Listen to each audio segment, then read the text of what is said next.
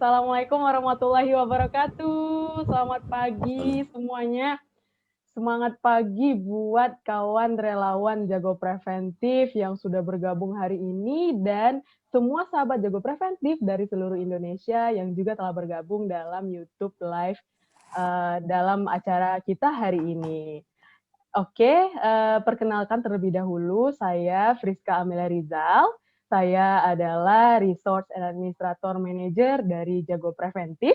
Hari ini, alhamdulillah diberikan kesempatan untuk memoderatori sesi keynote speech yang akan disampaikan oleh Bapak kita yang sangat luar biasa yang sudah bergabung di tengah-tengah kita hari ini, Bapak Dr. Imran Agus Nurali.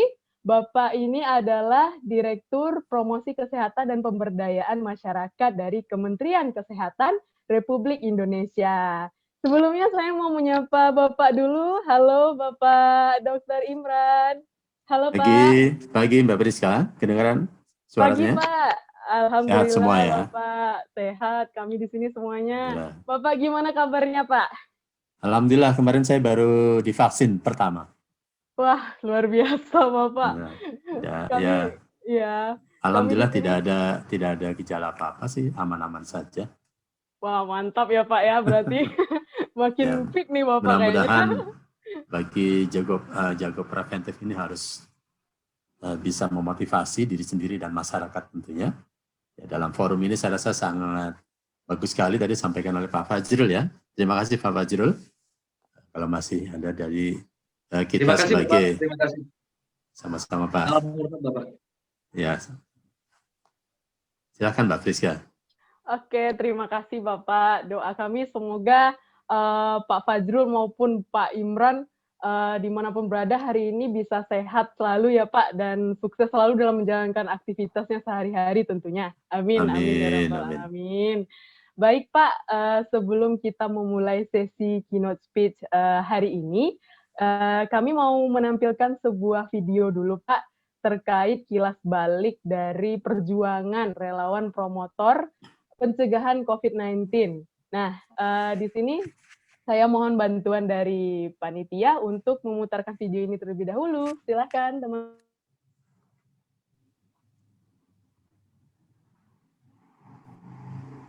Kita akan mengumumkan top 21 inovasi pelayanan publik terkait dengan penanganan COVID-19. Berikutnya adalah untuk perusahaan swasta sebanyak 3 inovasi, yaitu yang pertama, 1000 promotor pencegahan COVID-19 Jago Preventif.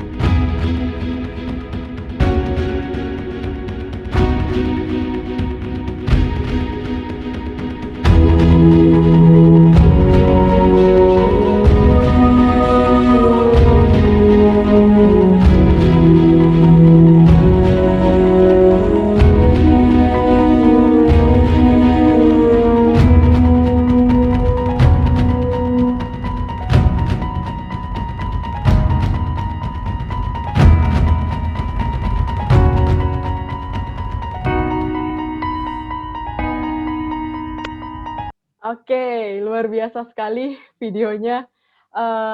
Ya, semoga makin menambah semangat dari kawan relawan semuanya ya di sini. Gini ya Pak ya, berbicara sedikit nih Pak, cerita sedikit tentang relawan nih Pak. Jadi sebenarnya untuk relawan promotor pencegahan COVID-19 ini, kita sudah open recruitment itu sejak pada Maret 2020 lalu, dan alhamdulillah ya Pak, itu apresiasi dari teman-teman di Indonesia ini sangat luar biasa.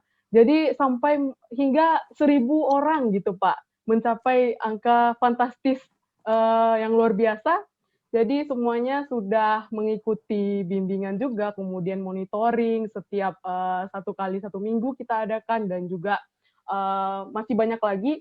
Dan alhamdulillahnya sudah kurang lebih 9 bulan Pak sudah berjalan, dan luar biasa sekali partisipasi dari kawan relawan semuanya ini. Mereka sudah memberikan edukasi baik itu dari online maupun offline, ada yang bahkan terjun langsung Pak ke masyarakat untuk memberantas isu-isu hoax yang beredar di tengah-tengah masyarakat terkait pandemi COVID-19 ini. Alhamdulillah ya Pak, Ini luar biasa sekali semangat dari ini teman-teman ini.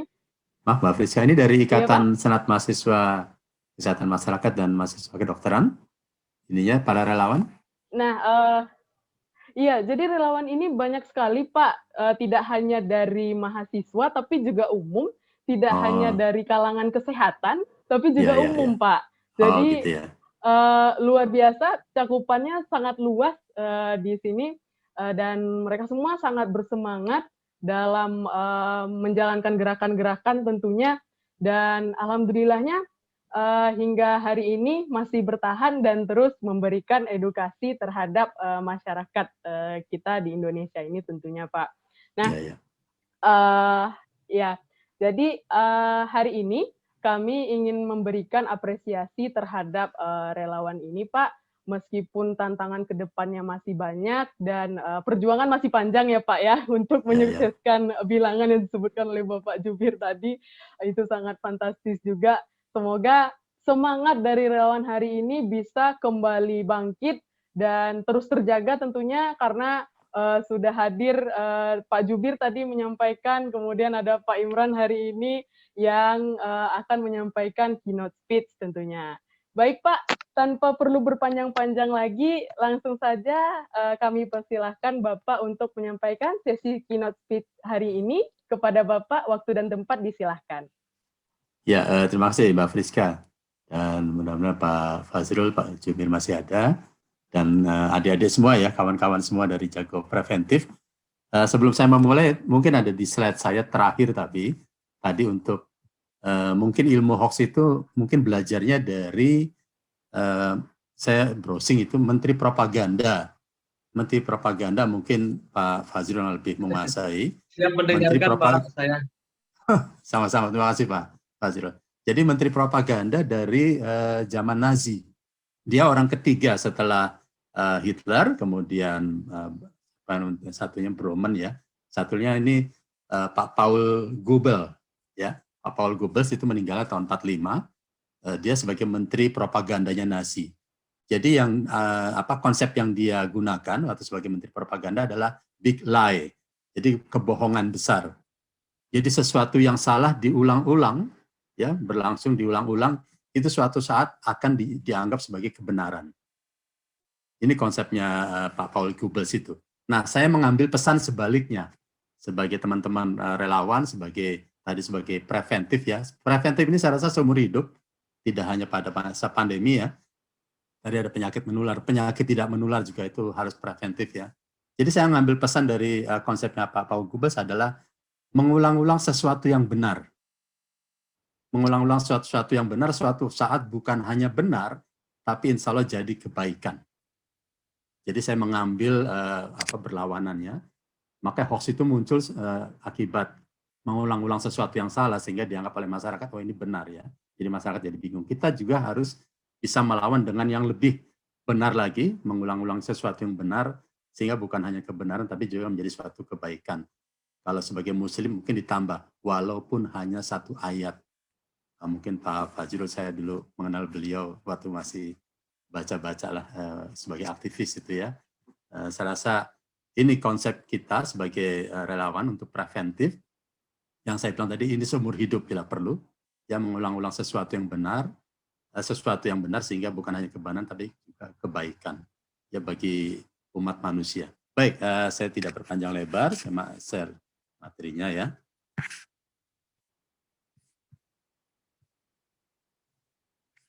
Mudah-mudahan terlihat dengan jelas.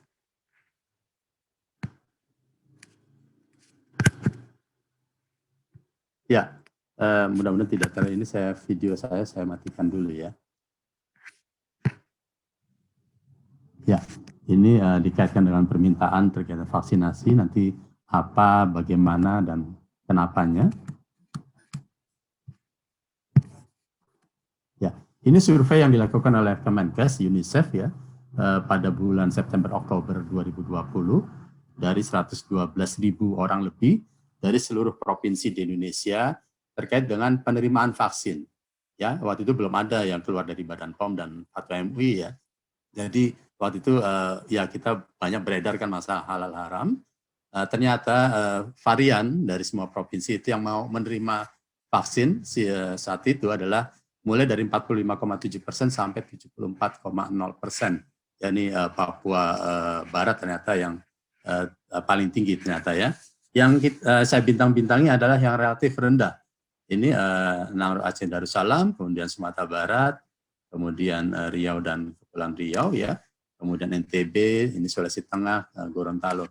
Jadi hal-hal ini nanti dalam kaitannya dengan sasaran dalam strategi komunikasi memang harus kita prioritaskan ya. Kemudian dari tadi yang survei tadi, ini angkanya, jadi yang mau menerima itu rata-rata kurang lebih 54,4%, yang belum memutuskan cukup tinggi 41,5%, dan yang menolak 4% ya, kurang lebih 4%, dan alasan penolakan di sini ya. Yang paling tinggi adalah tidak yakin keamanannya. Memang waktu itu belum ada keluar hasil uji klinis yang fase ketiga ya. Kemudian tidak yakin efektif, takut efek samping, kemudian tidak percaya vaksin, yang keyakinan agama ya soal haram dan sebagainya, dan lain-lainnya disebutkan. Jadi dari 4% ini kita rinci lagi dari survei tadi ya. Kemudian bagi yang belum memutuskan itu 50%-nya rata-rata terkait dengan informasi efek samping, masih takut dengan efek samping, kemudian terkait dengan efektivitasnya vaksin ini seberapa jauh gitu. Jadi ini survei sebelum keluarnya emergency authorization ya dari Badan POM dan Fatwa MUI. Kemudian dari pasien-pasien COVID yang dirawat, dari kita lihat dari sisi yang punya komorbid, ternyata yang punya satu komorbid itu ya resiko ya, penyakit yang mendampingi ya sebagai risiko seperti hipertensi, diabetes, penyakit jantung dan sebagainya. Yang punya satu faktor komorbid itu 6,5 kali lipat lebih tinggi kematiannya ya dibandingkan yang tanpa komorbid. Yang dua faktor komorbid 15 kali lipat, jadi makin risiko untuk meninggalnya lebih tinggi. Dan yang lebih dari 3 faktor risiko 29 kali lipat ya, termasuk nanti juga usia lanjut ya. Jadi ini hal-hal yang harus kita jadikan substansi ya sambil saat ini dan sampai juga berikutnya. Kemudian kita lihat dari berbagai penyakit komorbid ya, penyakit ginjal itu 13,7 kali lebih risiko kematian, penyakit jantung 9 kali, diabetes 8,3 kali, hipertensi dan penyakit imun. Makanya hal-hal ini dalam vaksinasi juga dipersyaratkan ya, karena apalagi kalau tidak harus terkendali ya, kalau terkendali hipertensi terkendali, diabetes terkendali ya, jadi ini akan membawa risiko juga. Jadi prinsip dalam vaksinasi adalah kehati-hatian dan aman, itu harus prinsip pertama. Ini tadi yang mungkin sudah disampaikan oleh Pak Fajrul ya terkait dengan strategi dalam menghadapi pengendalian COVID ini, tidak hanya protokol kesehatan di masyarakat tapi juga oleh pemerintah dari Fasiankes menerapkan yang 3T, ya, testing, tracing, dan treatment ya. Jadi ini semua dua-duanya, dua sisi ini harus bagus ya dua-duanya. Jadi jangan sampai 3T-nya bagus tapi protokol kesehatan di masyarakatnya masih rendah ya, perilakunya masih rendah, naik turun fluktuasi. Ditambah dengan vaksinasi. Jadi vaksinasi itu bukan satu-satunya. Ya, jadi pengendalian itu 3 hal ini harus jalan. Ya, vaksinasi sebagai pencegahan, bukan pengobatan. Ya, jadi ini dari unsur pencegahan dan ini harus sinergi semuanya. Jadi saya terima kasih sekali dari Kementerian Kesehatan dengan adik-adik ini relawan ya untuk jago preventif. Mudah-mudahan bisa lebih besar lagi ya, jumlahnya dan peranannya dalam menerapkan yang mendukung ya penyebaran informasi ini kepada masyarakat, termasuk tenaga kesehatan yang masih mungkin masih ada yang menolak, yaitu masih ada data-data ya. Kemudian dari sisi vaksin itu sendiri, ini mungkin bagi yang dari kesehatan atau kedokteran mungkin sudah paham ya. Vaksin itu adalah suatu produk biologi yang berisi antigen. Antigen itu kalau saya bilang adalah musuh bagi tubuh kita, tubuh manusia, benda asing. Ya, bisa dibuat dari virus yang dilemahkan atau dimatikan, atau nanti barang-barang dari virus tadi, bagian-bagian dari virus, DNA-nya atau RNA itu ya, inti protein dari suatu bodinya virus. Jadi dia adalah benda asing ya yang dibuat. Kemudian ada unsur pembawanya, ada zat pembawa.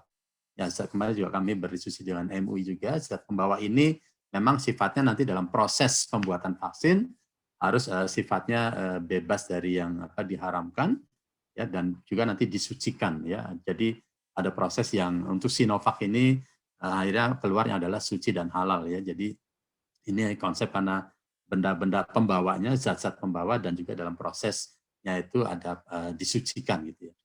Dan ini tentunya bermanfaat untuk perlindungan tubuh. Ya, jadi vaksin itu sifatnya spesifik. Ada vaksin meningitis ya untuk jemaah haji kita atau umrah mau ke Arab Saudi, karena di sana memang masih ada penyakit meningitis, virus meningitis. Jadi semua jemaah haji dari semua negara di luar Arab Saudi itu harus divaksin meningitis ya. Jadi dia spesifik. Ada vaksin hepatitis, ya, ada vaksin rubella ya, MR itu ya, measles dan rubella. Kemudian juga ada vaksin untuk wanita, juga ada untuk kanker sebagainya. Jadi dia spesifik, tidak untuk semua penyakit ya, dan termasuk juga untuk vaksin COVID ini spesifik stereotipnya nanti ya. Nah, tujuan daripada vaksinasi tentunya adalah membentuk kekebalan kelompok. Nanti saya gambarkan bagaimana yang di samping individu, tapi dia juga akan melindungi keluarga. Di samping nanti kalau makin banyak yang divaksinasi akan melindungi kelompok-kelompok yang ada di masyarakat. Dan tidak hanya Indonesia saja, semua negara juga diharapkan melaksanakan vaksinasi.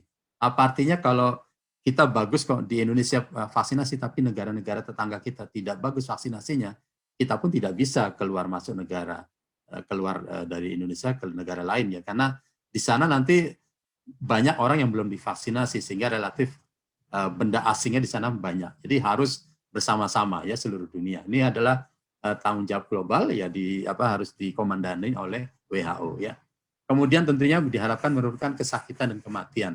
Dengan makin sedikitnya orang tertular ya, apalagi yang faktor risiko, yang usia lanjut, maka diharapkan akan menurunkan angka kesakitan, yang konfirmasi akan rendah dan makin menurun, dan juga berdampak kepada kematian. Kemudian melindungi, memperkuat sistem kesehatan secara menyeluruh. Ya, saat ini memang semua bidang kesehatan harus bersama-sama juga di luar kesehatan ya, bertanggung jawab untuk bisa mengendalikan dan menurunkan COVID ini. Mulai dari puskesmas yang di ujung ya sampai ke rumah sakit yang untuk perawatan sebagainya. Kemudian tadi yang sudah disampaikan oleh Pak Fazilul tentunya adalah kita harus bisa meminimalkan dampak sosial dan dampak ekonomi yang sudah terjadi saat ini ya, bagaimana orang yang sudah di PHK, kemudian harus banyak keterbatasan tentunya juga akan berdampak ekonomi. Nah, ini terkait dengan pentingnya imunisasi ya, tadi yang saya sebut adalah proteksi spesifik. Jadi vaksin COVID itu memang spesifik hanya untuk COVID, tidak untuk hepatitis, tidak untuk influenza, itu masing-masing sudah diatur jenis vaksinnya. Kemudian diharapkan membentuk kekebalan kelompok atau herd immunity ya, seberapa besar untuk tercapainya kekebalan kelompok. Percuma saja kalau saya sendiri kemarin yang baru divaksin tapi yang di luarnya tidak divaksin. Ya, itu akan walaupun nanti secara bertahap ya. Jadi kalau sudah ada kesempatan untuk dilakukan vaksinasi, segerakan, jangan ditunda-tunda. Ya, masih ada, saya juga kadang-kadang di Japril orang-orang kesehatan, ya ada WA grup di profesi juga. Saya nanti nunggu yang vaksin yang jenis yang nanti saja, yang berikutnya, yang bukan, ini kan buatan Cina ya, Sinovac tadi, ada buatan Amerika, buatan Inggris. Saya nanti saja. Menunda itu kalau memang dia sudah diharapkan sekarang, itu justru memiliki resiko tertular. Dia sendiri maupun dia bisa juga menularkan orang lain, punya resiko. Jadi kalau sudah ada kesempatan, bersyukurlah segerakan divaksin. Ya, jangan ditunda-tunda lagi ya. Jadi ini hal-hal ini juga bukan hanya untuk masyarakat tapi juga untuk tenaga kesehatan harus menjadi contoh, ya tidak boleh menunda. Kalau sudah ada kesempatan dipanggil, segerakan imunisasi, karena di samping melindungi diri, melindungi keluarga, juga melindungi masyarakat lain, ya. Kemudian tentunya proteksi lintas kelompok ini termasuk saat ini memang diharapkan usia 18 sampai 59 tahun, jadinya usia-usia produktif, ya. Yang diharapkan kita bisa melindungi kalau di rumah ada anak balita, ya masih ada anak di bawah 18 tahun lah, atau di rumah ada usia di atas 60 tahun. Ya, kalau yang usia produktif ini sudah divaksin, relatif bisa melindungi kelompok-kelompok yang di luar itu. Ya, jadi ini yang saya sebut sebagai kekebalan dalam kelompok dan akhirnya menjadi kekebalan dalam masyarakat. Ya, ini bagaimana kenapa dalam vaksinasi tetap membutuhkan protokol kesehatan. Ya, ada yang 3M itu intinya adalah 3M. Menggunakan masker, menjaga jarak, dan mencuci tangan pakai sabun. Walaupun seharusnya pengembangan dari 3M atau 5M ya, itu pengembangan dari menjaga jarak, menghindari kerumunan, dan mengurangi mobilitas kalau memang tidak sangat perlu. Ya, ini adalah pengembangan dari menjaga jarak atau kita supaya tidak banyak ketemu dengan orang lain. Ya, proses vaksinasi tentunya butuh waktu. Jadi saat ini secara bertahap karena ketersediaan vaksinnya juga, kita kan rebutan ini dengan negara lain, dengan negara di global. Jadi merupakan keberhasilan diplomasi sebenarnya dari Kementerian Luar Negeri kita bisa mendapatkan saat ini 3 juta vaksin sudah berada di lapangan. Ya, saya sebagai pembina wilayah Sulawesi Utara, saya selalu memantau distribusi vaksinnya sudah sampai mana. Jadi tanggal 1 Februari sudah dilaksanakan yang di luar yang tahap pertama yang 1,4 juta. Jadi kemarin sudah dikirimkan semua dari provinsi kepada seluruh kabupaten kota dan Fasiankes sampai ke puskesmas, ya. Jadi butuh waktu. Jadi samping ketersediaan kita rebutan dengan negara lain, di samping kita nanti juga akan memproduksi vaksin merah putih, ya. Tapi ini kan belum saat ini, jadi menunggu. Sehingga jangan sampai kalau menunggu tadi proses penularannya juga tetap berlangsung. Protokol kesehatan yang 3M tadi harus tetap dilakukan, ya, selama waktu menunggu tadi. Kemudian vaksin dengan efektivitasnya saat ini memang belum ada yang 100%. Ya, yang disebut efikasi itu karena berkaitan dengan jumlah sampelnya, sehingga ditemukan efikasi Sinovac ini 65,3%. Artinya sisanya itu 34,7%-nya yang sudah divaksin masih bisa tertular COVID. Jadi sepertiga dari tubuhnya itu biasa masih tertular COVID, tapi relatif jadi lebih ringan, ya. Artinya walaupun saya nanti sudah divaksin baru 1 kali kemarin, nanti tanggal 15 yang kedua kali, itu belum bisa melindungi tubuh saya 100%. Ya, artinya masih ada bagian tubuh saya yang belum terlindungi karena memang belum 100%, ya, dan semua vaksin belum ada yang 100%. Ya, yang vaksin yang dasar saja hepatitis, kemudian polio, campak dan sebagainya itu masih 90%-an, ya. Jadi masih ada sisa. Apalagi kalau kita hanya sendiri. Kalau kelompok masyarakat yang lain sudah tervaksin, relatif mereka akan melindungi yang kekurangan kita tadi, ya. Kemudian belum semua kelompok dapat divaksinasi karena apa? Karena memang uji klinisnya baru pada usia 18 sampai 59 tahun yang saat ini untuk Sinovac. Walaupun sekarang mudah-mudahan sudah berjalan untuk proses yang di atas 60 tahun. Mungkin vaksin yang lain juga sudah, walaupun juga KIPI-nya, kejadian ikutan pasca imunisasi juga agak lebih tinggi dibandingkan Sinovac yang di bawah 1%. Ya, ini juga salah satu pemilihan di samping ketersediaan. Ya, jadi ini sambil berjalan tentunya evidence base-nya secara ilmiah harus kita ikuti. Dan kemudian saat ini juga belum diketahui berapa lama kekebalan bertahan. Artinya ya ini baru asumsi, ya. Dengan dosis 2 kali itu diharapkan bisa melindungi selama ya 1 tahun, tapi kita tetap menggunakan protokol kesehatan. Jadi jangan setelah divaksin kemudian lepas sama sekali, itu berbahaya, ya, karena antibodi kan berjalan meningkatnya perlahan, tidak langsung disuntik langsung naik, ya, dia perlahan, maka di booster lagi yang kedua lebih naik lagi, ya. Dan ini memang penelitiannya saat ini memang masih emergensi, yang waktu uji fisik itu adalah dari sisi usia saja. Ini sambil berjalan nanti mungkin dari Bio Farma, dari Menristek Dikti, dari ini yang Sinovac mungkin akan melakukan sampling yang sudah diimunisasi tadi, berapa persen tertingginya pada berapa lama itu tentunya diharapkan bisa menambah nanti untuk berikutnya vaksinasi model seperti apa. Jadi vaksin ini bukan sebagai uji klinis, memang sudah dilakukan, tapi pembelajaran berikutnya harus selalu dilakukan. Ini secara umum efek samping yang timbul beragam, ya tergantung dengan individu masing-masing dan sifatnya ringan. Dari uji fase klinis 3 yang sudah dilakukan terhadap 1.600 orang itu sifatnya ringan dan bersifat sementara. Ringan itu mungkin rasa pegal, ya itu disuntik yang lain juga bisa pegal gitu ya, tergantung ambang rasanya setiap individu. Ya saya kemarin karena saya vaksin influenza biasa saya suntik sendiri, ya dan saya juga biasa donor 3 bulan sekali. Jadi kemarin dengan suntikan yang setengah cc tadi, kok nggak terasa gitu. Oh sudah Mbak, sudah. Jadi nggak terasa, itu tergantung ambang individu ya. Jadi kalau yang ringan-ringan itu kemerahan, agak bengkak ya. Kalau ada demam, tapi biasanya 1-2 hari sudah hilang. Ya itu sama dengan vaksin atau imunisasi untuk anak balita, ada yang divaksin demam, tapi dikasih obat demam langsung turun dan tidak ada apa-apa. Jadi relatif ringan seperti demam dan nyeri otot seperti ini ya. Jadi tapi yang saya rasakan kemarin yang baru pertama sama sekali saya tidak merasakan apa-apa. Yang disebut ngantuk, lapar, saya disuntik jam 11, memang lapar sih karena memang pas jam makan siang. Ya, jadi mau sholat Jumat tapi ya kemudian ngantuk karena saya harusnya kemarin WFH kerja di kantor, tapi kerja di kantor kan bisa bangunnya walaupun absen gitu ya. Jadi masih ada terasa ngantuk, tapi bukan karena itu sebelum divaksin saya udah ngantuk ya. Jadi ya ini relatif lah ya, itu ya asumsi banyak orang. Nah ini yang saya sebut bagaimana nanti vaksin bisa menjadi melindungi kelompok atau herd immunity. Ini contohnya. Ini orang yang tertular vaksin. Ini yang belum divaksin, yang warna kuning.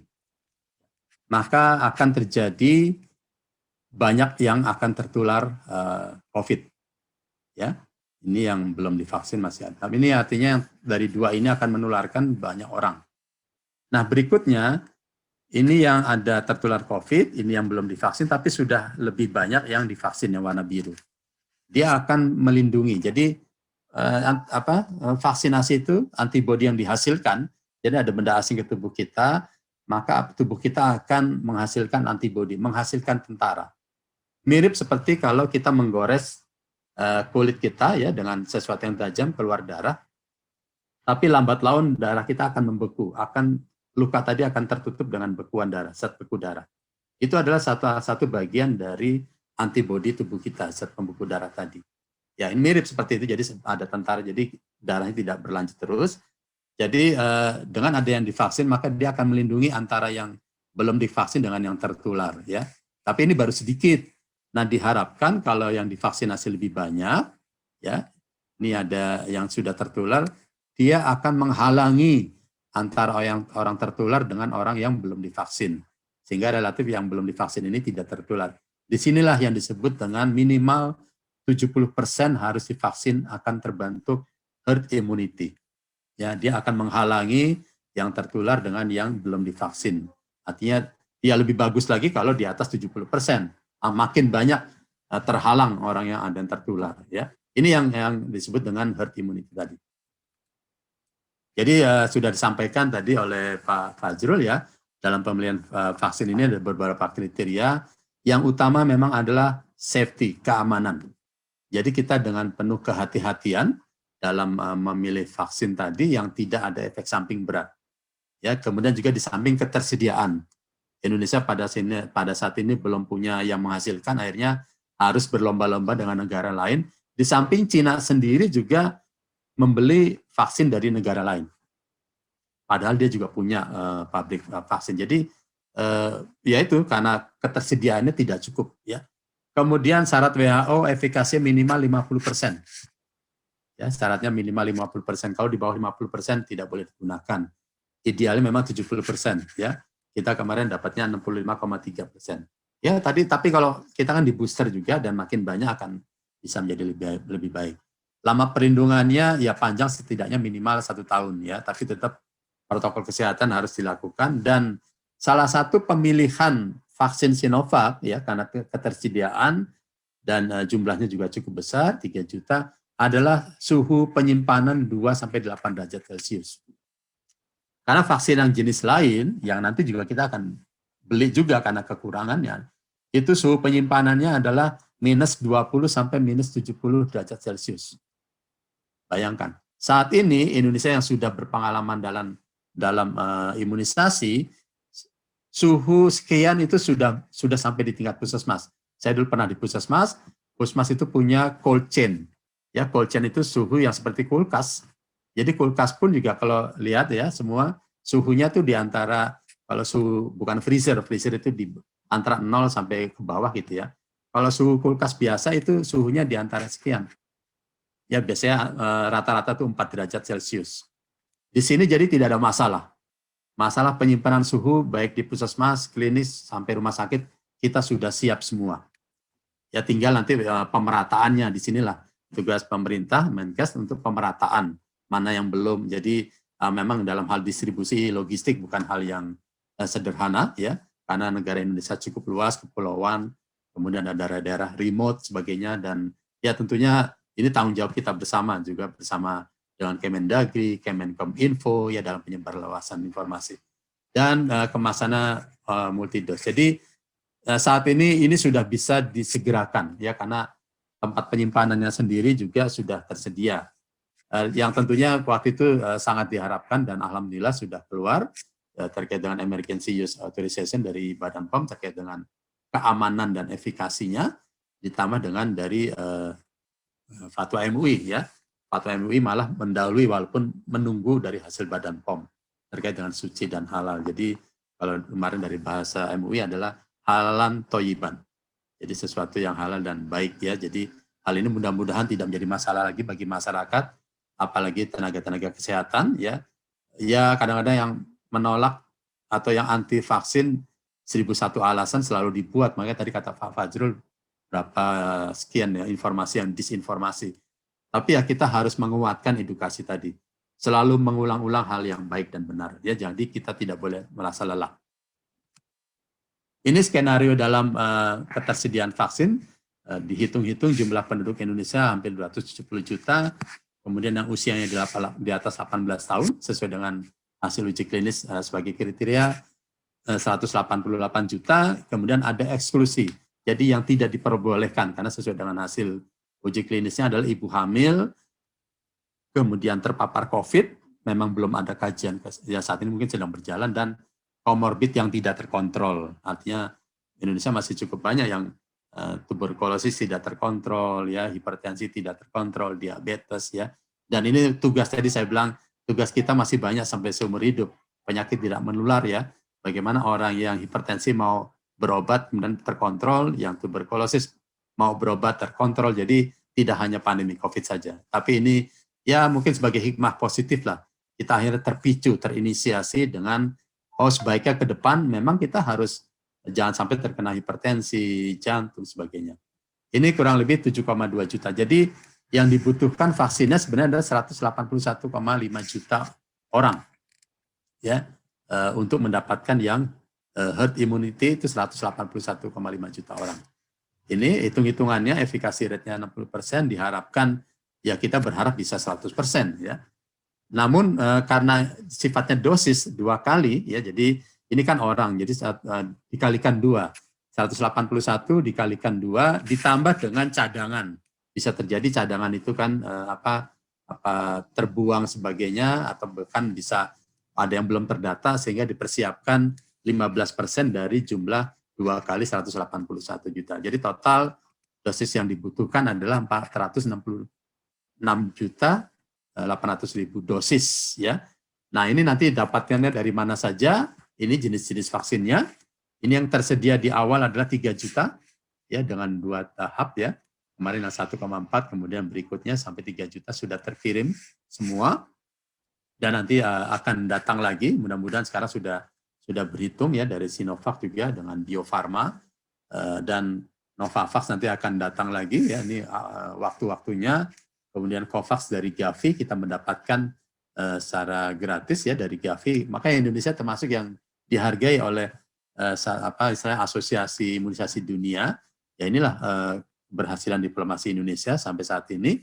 Ini nanti kuartal kedua dan kuartal sampai pertama di 2002, AstraZeneca kita tetap memerlukan untuk memenuhi yang 426.800.000 ini. Jadi ya tentunya nanti ada kriteria-kriteria yang di dalam negeri akan mirip dengan yang dilakukan pada Sinovac tadi. Pfizer juga demikian dibutuhkan. Jadi yang sudah firm, yang sudah konfirmasi positif sebanyak 329 juta. Sehingga kita masih memerlukan kekurangannya, ya, yang dengan potensi opsi yang lain. Jadi disinilah informasi-informasi ini kadang menjadi disalahkan, menjadi salah dengan adanya hoax, ya, diputar balikan dan sebagainya. Ya, ini proses tahapan, ya. Tahap pertama prioritas memang tenaga kesehatan, ya, yang berhubungan dengan pasien maupun penunjangnya. Ya, penunjangnya kemarin istri saya di Rumah Sakit Cipto Mangunkusumo sebagai tenaga ahli gizi, sehingga dia kan harus menyiapkan timnya untuk menyediakan makanan bagi petugas kesehatan maupun bagi pasien yang dirawat, sehingga memang bisa bersentuhan dengan perawatan, ya, sehingga juga dilakukan sebagai prioritas. Dan tentunya bagi teman-teman kesehatan harus menjadi role model, harus menjadi contoh bagi masyarakat bahwa tenaga kesehatan pun juga siap divaksin, ya. Kemudian dilanjutkan dengan petugas publik dalam pelayanan publik, ya, tokoh masyarakat, kemudian juga pejabat-pejabat pemerintah yang mau tidak mau harus turun ke daerah, misalnya pada saat terjadi kemarin gempa dan sebagainya, ya mereka juga harus terlindungi.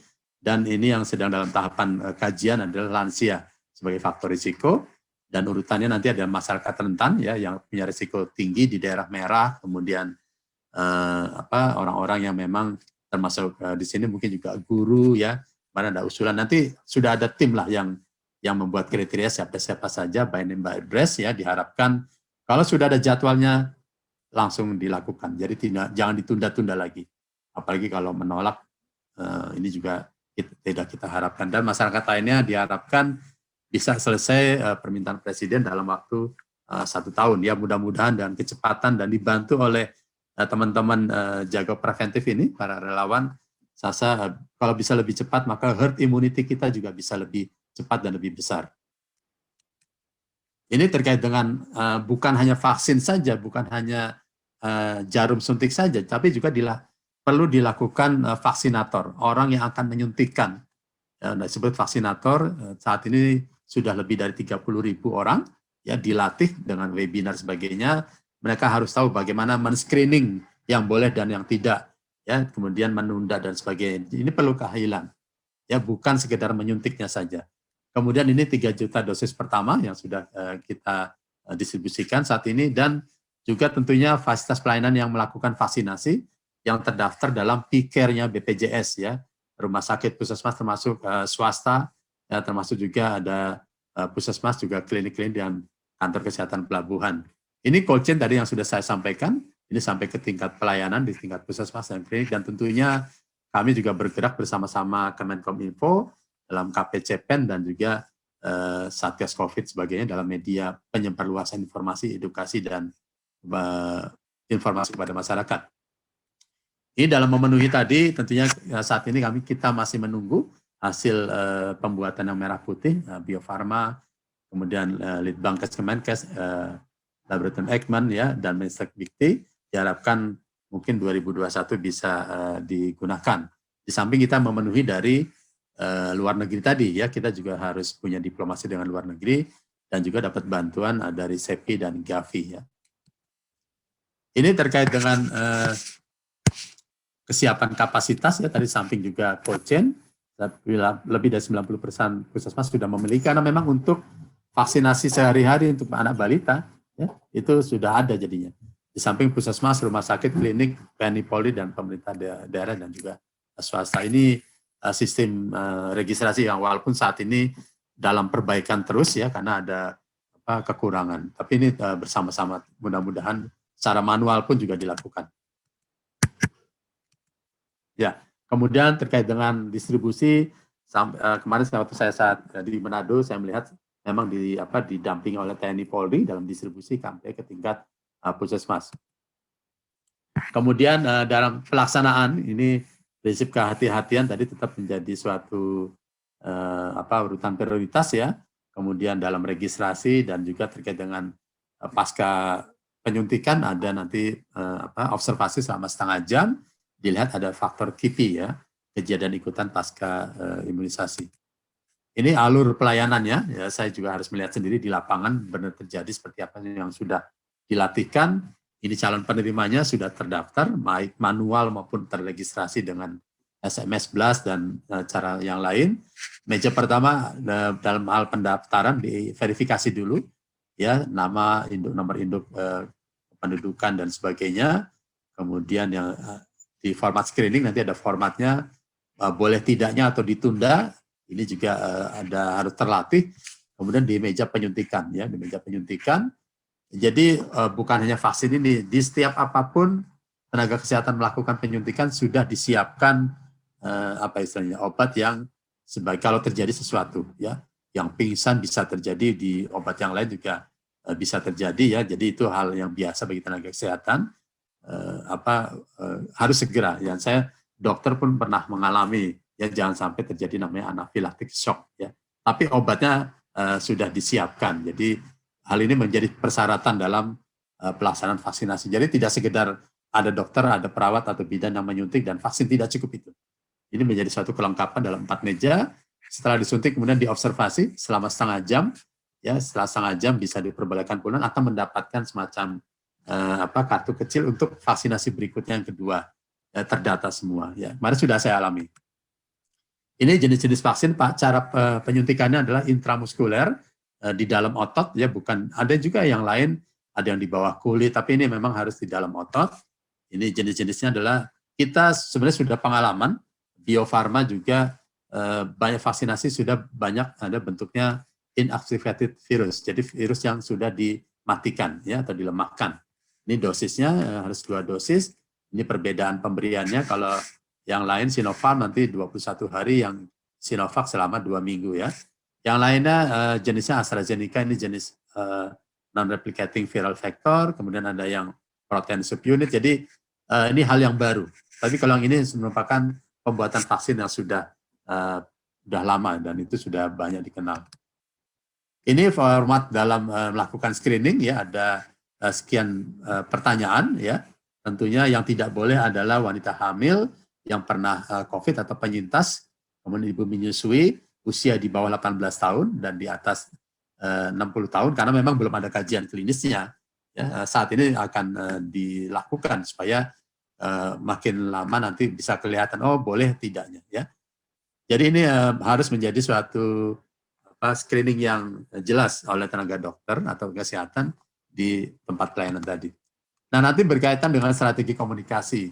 Saya mengambil survei yang sudah dilakukan pada Januari kemarin. Ini terkait dengan strategi komunikasinya, ya.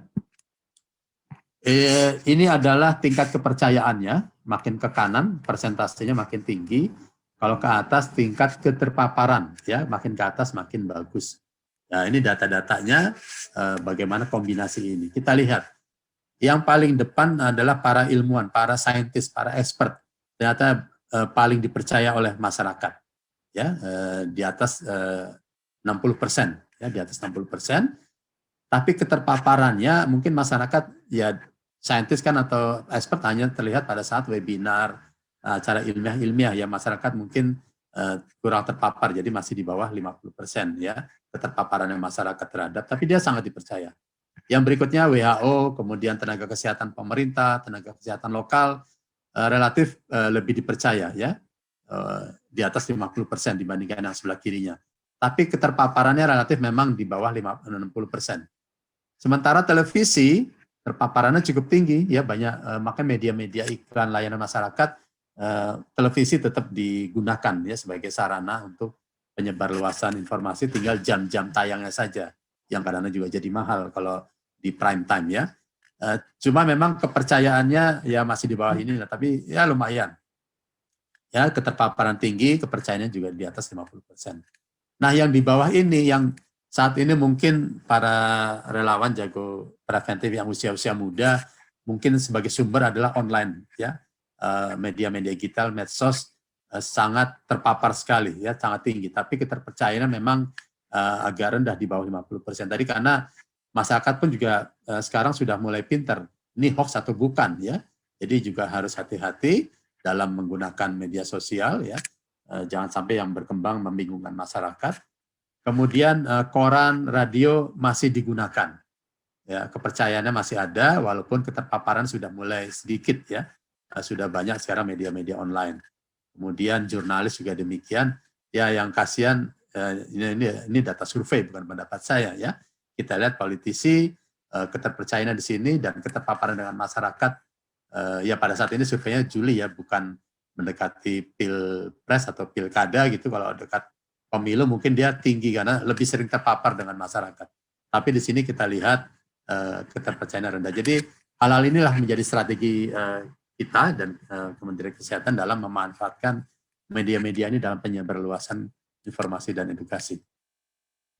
Ini strateginya ya, tentunya mau menerima vaksin, kemudian patuh terhadap protokol kesehatan dan percaya terhadap kebijakan-kebijakan pemerintah terkait dengan vaksin. Ini strategi-strateginya, termasuk pada hari ini saya menemukan salah satu strategi melakukan komunikasi ya, dan pesannya tentunya dua ya inti, yaitu vaksinasi COVID dan menggunakan protokol kesehatan. Ini pesan yang harus selalu diulang-ulang terus ya, dan salurannya tadi berbagai media kita lihat mana yang memang paling dipercaya dan paling terpapar tadi kepada masyarakat, tergantung juga sasarannya ya.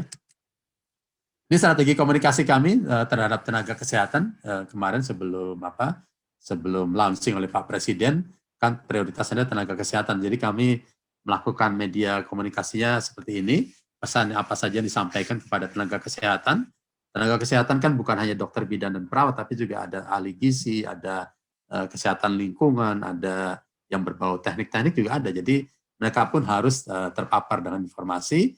Kegiatan yang dilakukan bisa berupa webinar ya, yang dulu harus offline, sekarang bisa online ya. Jadi kita hikmah positifnya juga seperti ini, bisa lebih luas jangkauannya. Kemudian dengan narasumber-narasumber ya, termasuk juga dari MUI, tokoh masyarakat. Kemudian untuk masyarakat ini yang saat ini akan berjalan, ya sudah berjalan ya. Kami kemarin juga dengan organisasi masyarakat, termasuk juga organisasi keagamaan, kemudian dunia usaha. Alhamdulillah sekarang kami sudah ada WA group dan saling menginformasikan supaya mereka tidak mendapatkan hoax-hoax ya. Jadi mereka mendapatkan informasi yang benar, dan kemarin juga saya diundang untuk, termasuk pada hari ini Jago Preventif sudah melanjutkan ya pertemuan yang waktu kami melakukan webinar dengan Wakil Menteri dengan dunia usaha. Ya tentunya pendekatannya adalah selain pravaksinasi sebelum launching tanggal 13 Januari, tapi juga selama vaksinasi sekarang berjalan, dan setelah vaksinasi terkait dengan KIPI ya, adanya efek samping atau tidak, tentu harus disampaikan supaya tidak salah informasinya. Kemarin kan baru divaksin pertama Bupati mana kemarin, kemudian terkena COVID. Karena memang antibodi belum muncul dan mungkin terpaparnya sebelum divaksin. Jadi terkena COVID itu bukan karena efek samping vaksin. Ya. Ada lagi soal saya informasi hoax soal barcode, bahwa yang disuntikan vaksin kita ada chip yang dimasukkan ke tubuh kita. Saya bilang barcode yang ada, yang disebut-sebut barcode itu yang ada di bungkusnya, nanti saya gambarkan di bungkusnya vaksin. Barcode itu untuk melihat distribusi logistik vaksin. Kan secara GPS nanti akan sampai benar atau tidaknya. Jadi bukan itu isinya vaksin, ada chip yang ditanamkan ke tubuh kita sehingga kita bisa dipantau oleh pemerintah. Itulah hoax-hoax yang memutarbalikkan. Jadi saya harus menjelaskan dalam WA group, dalam berbagai WA group sampai ke semua daerah gitu ya. Tentunya diharapkan juga nanti ada pemberdayaan masyarakat. Jadi masyarakat pun diharapkan juga bisa mengikuti langkah-langkah yang dilakukan oleh teman-teman Jago Preventif, para relawan ya. Mereka tahu, kemudian mereka mau dan mereka mampu melakukan pada masyarakat lainnya. Di samping komunikasi publik dan komunikasi perubahan perilaku secara keluarga, kemudian kelompok-kelompok sasaran. Ini fase-fase tadi yang saya sebut pravaksinasi, selama vaksinasi dan pasca vaksinasi, ini tujuan pesan dan faktor-faktor penunjang saya rasa nanti sudah saya sampaikan juga. Nah, rekomendasi kami tadi terkait dengan media, tentunya media konvensional tetap kami gunakan dan manfaatkan, TV nasional ya, baik TVRI, TV swasta, radio, kemarin juga saya diwawancara radio soal vaksinasi. Jadi media apapun kalau memang ini insya Allah kita sampaikan informasi yang baik dan benar tadi ya, termasuk juga media cetak. Kemudian tentunya media yang sekarang sangat bermanfaat sekali ya, bisa cepat dan bisa lebih luas penggunaan media teknologi atau IT ya, terkait dengan online, media sosial, website dan sebagainya. Tentunya teman-teman jago preventif inilah yang lebih menguasai eranya ya, diharapkan bisa lebih sampai kepada semua unsur masyarakat. Ini vaksin yang dianggap hoax tadi ya, tapi juga kita memberikan edukasi yang baik sehingga orang makin banyak tahu bahwa oh ini hoax, karena saya sudah tahu yang benar-benar itu seperti apa. Nah, ini ada teman-teman nanti bisa melihat di linknya ya, terkait info vaksin, ada kalau terjadi KIPI, kemudian buktikan kalau itu hoax, kemudian efek samping apa saja, dan media-media advokasi Promkes bisa diunduh di sini. Tadi sudah disampaikan tentunya dengan pentahelix tadi semua pihak harus terlibat semua ya, termasuk juga di kalangan mahasiswa, di kalangan akademisi. Kemarin juga saya bersama-sama para akademisi menyampaikan mereka punya tanggung jawab di wilayahnya juga, dan tentunya tadi orang akademisi biasanya lebih banyak dipercaya oleh masyarakat ya, karena apa istilahnya ya, dunia kampus, saya juga pernah di kampus dulu ya, saya rasa hal-hal ini bisa dimanfaatkan termasuk organisasi masyarakat, dunia usaha, dan teman-teman yang lain. Ini pesan-pesan dalam bentuk poster, flyer, kemudian juga ada kami menyiapkan tribun waktu itu untuk para nakes, bahwa mereka siap divaksin atau Indonesia siap divaksin. Bahan-bahan ini bisa diunduh di link ini ya, silakan nanti dimanfaatkan. Promkes Campus, ada video-video, silakan mudah-mudahan bisa disebarluaskan. Jadi intinya hotline tadi sudah disampaikan juga, yang eksternal extension 9 tadi ya. Sebagai kesimpulan, adaptasi kebiasaan baru, menerapkan protokol 3M, termasuk juga menghindari kerumunan dan mengurangi mobilitas sehingga vaksinasi tetap bisa dilaksanakan dengan aman dan efektif. Diharapkan kita bisa hidup sehat, aman dan produktif. Ya, ini sebagai kesimpulan, ini yang tadi saya sampaikan. Saya sudah browsing, ini Paul Joseph Goebbels ya, A Big Lie, dan dia adalah orang ketiga setelah Hitler dan Martin Bormann ya. Jadi menteri propaganda, intinya dia menyebarluaskan berita bohong sebanyak mungkin dan seluas mungkin dan selalu diulang-ulang sehingga dianggap sebagai suatu kebenaran. Makanya saya pesan sebaliknya yang saya ambil, selalu mengulang-ulang dan menyampaikan sesuatu yang benar, suatu saat bukan hanya menjadi suatu kebenaran, namun juga bisa menjadi suatu kebaikan, walaupun hanya satu ayat. Saya itu saja Mbak Friska yang bisa saya sampaikan. Terima kasih. Assalamualaikum warahmatullahi wabarakatuh. Waalaikumsalam warahmatullahi wabarakatuh. Terima kasih Bapak, materinya luar biasa sekali dan sangat lengkap. Mudah-mudahan ini bisa jadi bekal buat kawan relawan kita semua yang ada di seluruh Indonesia ya Pak ya. Oke. Iya.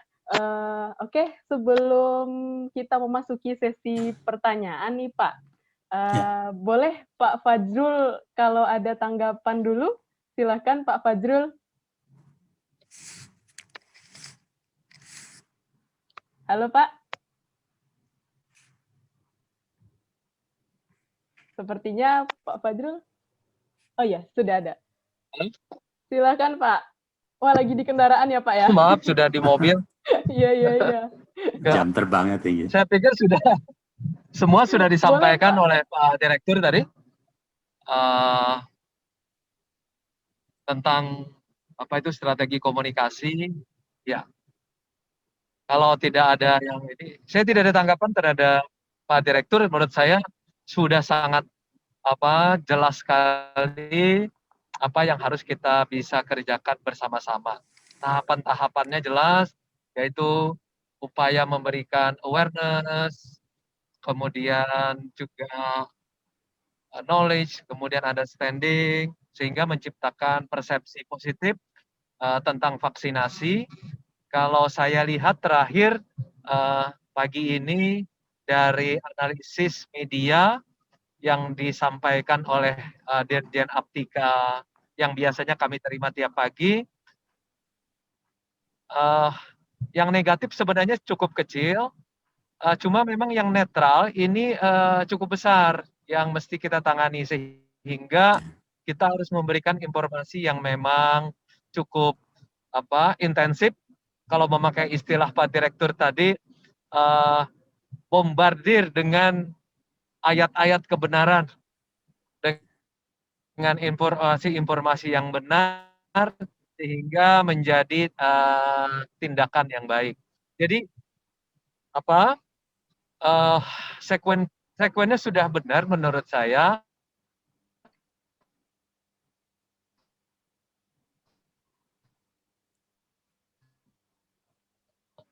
Terputus sepertinya ya Pak. Ya. Upaya bersama kita mencapai awareness,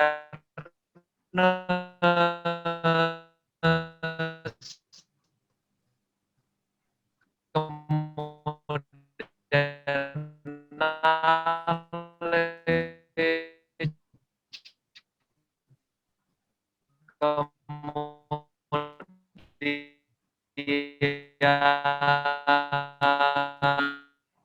Sinyalnya ya. Iya. Karena lagi di jalan sepertinya Pak. Lalu menciptakan perspektif. Oh iya, sepertinya terputus ya Pak ya. Ya. Baik. Kita maklumi lah. Ya, kita maklumi ya Pak ya. Luar biasa ya Pak, masih mengikuti meski sudah di jalan ya. Baik, mungkin langsung saja ya Pak, kita masuk ke sesi pertanyaan Pak. Jadi kita sudah terkumpul, ada 3 orang penanya dari slide yang sudah kita berikan linknya tadi Pak. Pertama dari Ibu Ella Lailasari. Pertanyaan pertama ini adalah, apakah kegiatan vaksinasi ini masuk dalam trial 3 Sinovac? Bagaimana dengan kondisi rantai dingin dan peralatan cold chain di area bencana Kalsel? Selanjutnya, masih dari Bu Ella ya Pak. Selanjutnya, bagaimana vaksin COVID ke masa depan? Virus ini tidak akan pernah hilang dan SARS-CoV ini jenis RNA virus yang sering mutasi. Banyak mutasi baru ditemukan. Oke, langsung saja kita silakan kepada Pak Dir untuk menjawab dulu pertanyaannya. Dan Ibu Ella mungkin bisa nanti kalau masih ada tanggapan bisa langsung menanggapi nanti apa yang disampaikan oleh Pak Direktur. Silakan Bapak. Ya, baik. Terima kasih Mbak Priska dan Ibu Ella atas pertanyaannya. Ya, terkait dengan kegiatan vaksinasi ini juga jangan sampai menjadi, putus-putus ya? Masuk Pak, jelas Pak. Jelas ya? Iya. Tapi saya putus-putus. Jadi ada feedback ya. Tapi jelas. Jadi saya putus-putus. Jelas Bapak, jelas sekali suaranya. Jadi jangan disalahartikan ya. Ada suatu penelitian selama vaksinasi itu bukan sebagai trial untuk vaksinnya sendiri. Ya, jadi memang sama untuk berbagai jenis pengobatan ya, dengan obat apapun akan selalu diikuti dari laporan-laporan ya, apakah dari sisi keberhasilannya, apakah ada efek samping, kemudian juga ini kan kriterianya masih 18 sampai 59 tahun. Itu namanya sebagai monitoring evaluasi. Ya, penelitiannya sebagai monitoring evaluasi. Jadi dari laporan-laporan yang masuk itu nanti dianalisis. Jadi bukan sebagai bahwa obat ini masih di trial atau diteliti. Ini yang salah persepsi nanti yang kalau disampaikan ke masyarakat, kesannya ini sebagai uji coba yang divaksin. Jadi bukan begitu ya. Tapi nanti hasil yang divaksin kan antibodinya tadi kan belum berapa lama sih antibodi terbentuk setelah booster tadi. Ya ini adalah sebagai bagian dari monitoring dan evaluasi ya. Jadi bukan sebagai uji coba trial vaksin. Karena memang dia uji fase klinis ketiganya sudah dilakukan ya. Dan tahapan-tahapan dari preklinis kemudian fase klinis fase 1, fase 2 itu kan sesuatu yang ketat dan dihasilkannya fase ketiga tadi ya. Kemudian bagaimana terkait dengan rantai dingin ya, terkait dengan banjir di Kalsel, kemudian gempa di mana Sulawesi Barat, dan saya juga ada kemarin gempa di Sulawesi Utara ya, di Kabupaten Sitaro. Ya, kami memantau dengan adanya informasi dari teman-teman daerah terkait dengan pelaksanaan vaksinasi ini. Alhamdulillah tidak ada hambatan ya, jadi semua masih berlangsung, masih terkendali, dan ini kan terpantau. Jadi kami di Kemenkes sendiri masing-masing unit di eselon 2 ini punya wilayah binaan ya, binwilnya masing-masing provinsi, dan kami punya komunikasi masing-masing, dan ini terdata semua dalam suatu laporan harian dari Dinas Kesehatan, bukan Dinas Kesehatan provinsi saja, tapi juga sampai ke Dinas Kesehatan Kabupaten Kota. Mereka mendapatkan laporan dari Fasiankesnya, rumah sakit, puskesmas, klinik kan terkompilasi di satu kabupaten kota ya. Jadi sampai saat ini sih alhamdulillah tidak ada hambatan ya. Kemudian terkait dengan varian ya, varian atau mutasi virus RNA, ini tentunya sudah ada ahli-ahli yang meneliti ya, baik di tingkat global dalam ITAGI ya, kemudian di Indonesia ada ITAGI-nya juga, dan tentunya pemerintah kan mendapatkan laporan-laporan dari para expert ya, jadi pemerintah tidak berjalan sendiri, sehingga yang pelaksanaan vaksinasi ini pun juga melibatkan para ahli. Jadi kita tidak usah memikirkan itu, biarlah para ahli yang memikirkan ya. Jadi jangan sampai menjadi berita yang jadi negatif di masyarakat.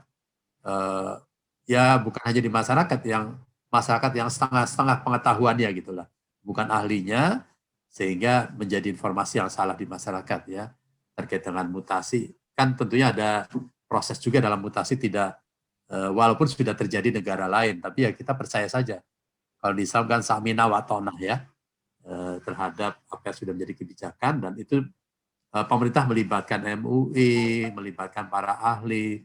Jadi kita sebagai masyarakat ya, kita berikhtiar semua, kita berdoa, dan kita tentunya pasrah ya, dengan doa dan pada pemerintah juga pada Allah SWT. Demikian Mbak Firsa. Oke, terima kasih Bapak atas jawabannya. Kami persilahkan kepada Bu Ella. Jika ada tanggapan, Bu, boleh Bu? Di-unmute dulu, Bu. Ya, terima kasih sudah jelas. Alhamdulillah, terima kasih banyak, Pak. Sama-sama Bu Ella. Oke, terima kasih ya Ibu atas pertanyaannya. Selanjutnya Pak, pertanyaan berikutnya datang dari Medan ini Pak, dari Kak Winnie, dari Institut Kesehatan Helvetia Medan. Saya mau bertanya Pak, apakah vaksin ini akan berlanjut hingga ke tahun-tahun berikutnya, dan apakah di tahun berikutnya vaksinasi ini bersifat wajib? Silakan Pak, jawabannya boleh Pak? Ya, ini kan semua masih hasilnya harus dipantau ya. Dipantau tadi terkait dengan tingkat antibodi yang terbentuk itu nanti berapa lama. Kemudian juga kita harus melihat dari kasusnya juga. Ya, kasusnya kalau memang nanti kasusnya makin lama yang konfirmasi makin turun ya, tapi juga nanti dilihat perkembangan, karena ada yang bilang ada wave 1, wave 2 sebagainya ya. Kasus harus kita lihat. Begitu juga dengan angka kesakitan, angka kematian. Ya, harus dilihat juga, sehingga ini kebijakannya harus kebijakan dari WHO. Ya, WHO lah nanti akan membuat kebijakan secara internasional sedunia, apakah ini menjadi suatu vaksin yang cukup sekali saja atau nanti berlanjut. Ya, karena kan kita tidak bisa hidup sendiri, tapi juga tentunya dengan negara lain. Kan kita tahu bahwa COVID ini tidak bergerak. Dia berpindah karena kita orang-orang yang bergerak, karena manusia yang bergerak ya. Sehingga tentunya hal-hal ini juga harus menjadi pertimbangan dalam tahun ke depan, apakah ini cukup tahun ini saja. Mudah-mudahan ya, kita berharap langsung dengan vaksinasi seluruh dunia, kemudian secara virusnya dan variannya juga tidak muncul, ya itu bisa nanti WHO lah yang menentukan. Ya. Demikian jawaban saya. Baik Pak, terima kasih. Selanjutnya silahkan Kak Winnie, boleh di-unmute dulu jika ingin menanggapi. Halo Kak Winnie. Terima kasih Kak. Boleh nggak Kak nambah pertanyaan satu lagi? Boleh, boleh. Mumpung masih ada Bapak nih.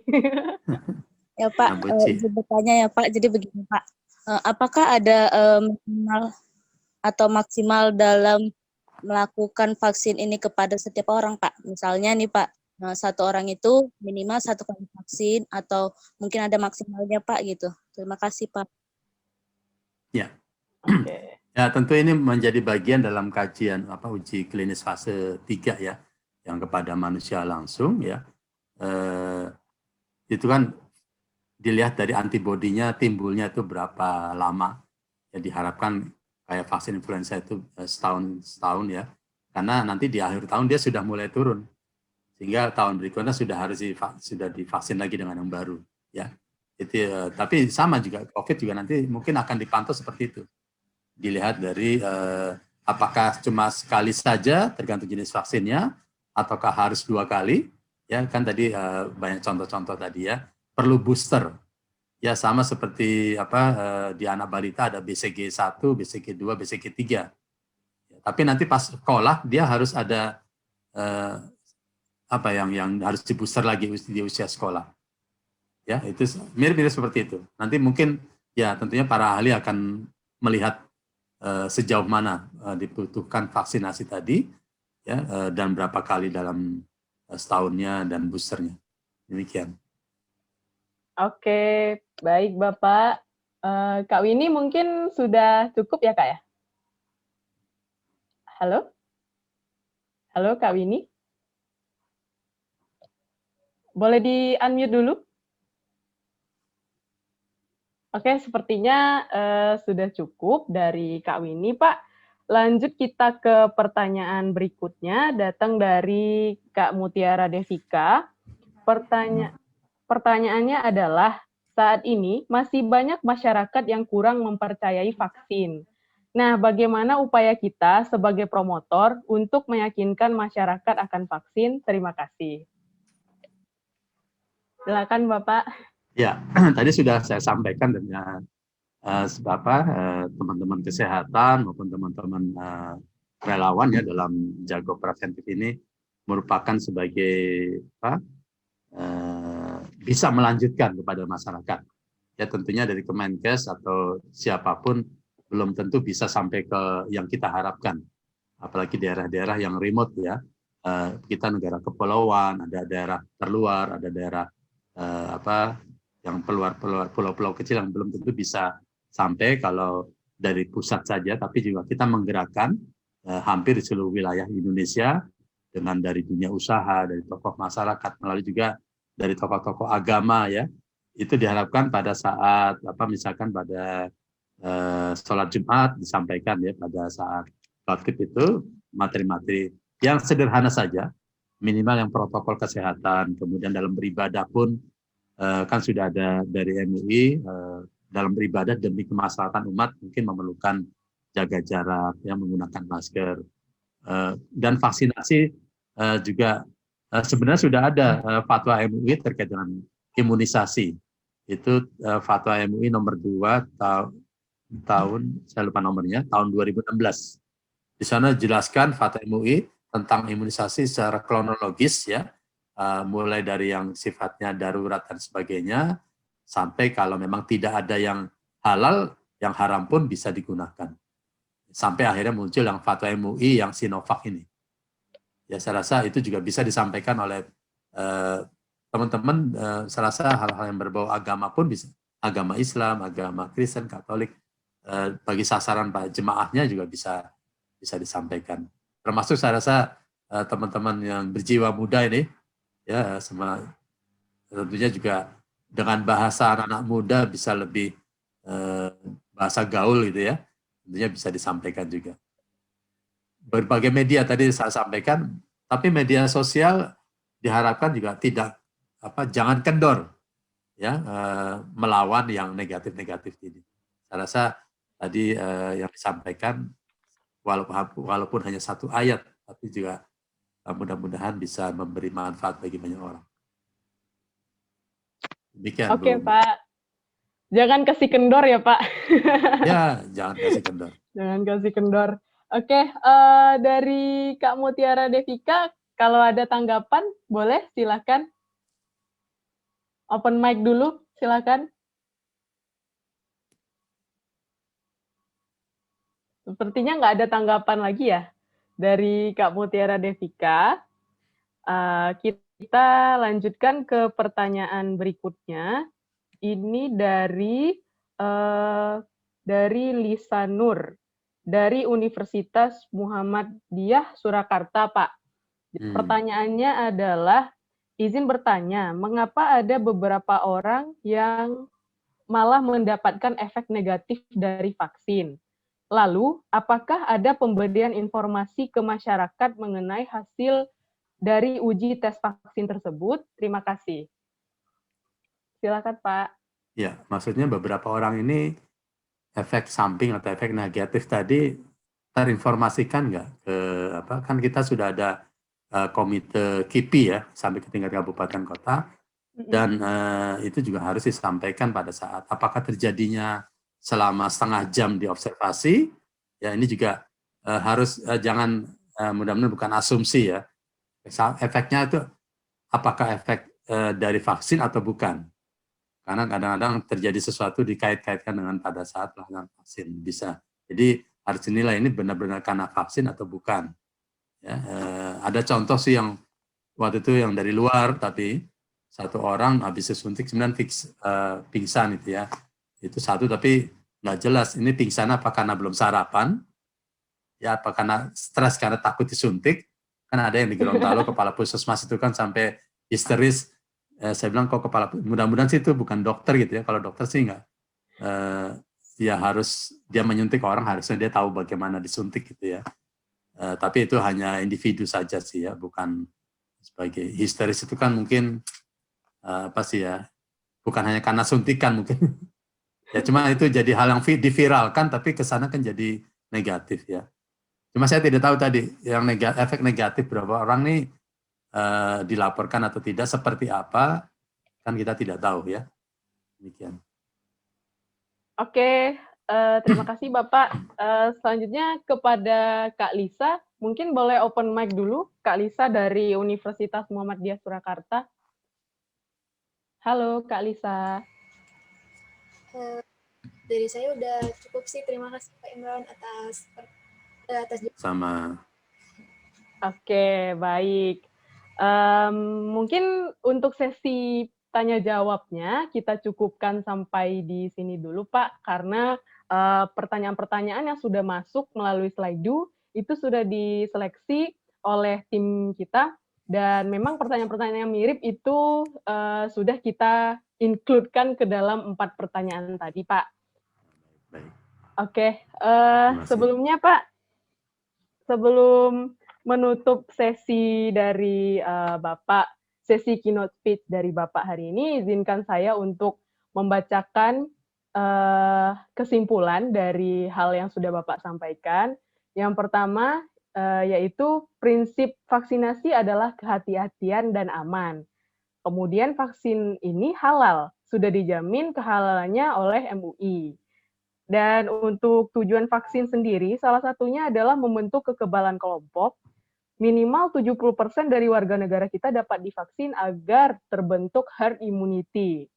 Nah, PR kita ke depannya adalah ketika sudah tiba giliran vaksin, agar jangan menunda lagi giliran vaksinnya itu gitu. Jadi kita harus segera mau untuk divaksin. Dan bagi yang masih menunggu giliran, ataupun yang sudah divaksin, agar tetap mengikuti protokol kesehatan karena pembentukan imun sendiri pastinya membutuhkan waktu seperti yang udah Bapak jelaskan tadi. Dan kuatkan edukasi, baik itu melalui online dan offline, selalulah ulang hal-hal baik dan benar. Terakhir, yuk kita sukseskan gerakan siap jadi jago preventif, siap sukseskan vaksinasi. Oke, Bapak. Semangat. Semangat Pak. Terima kasih banyak Bapak.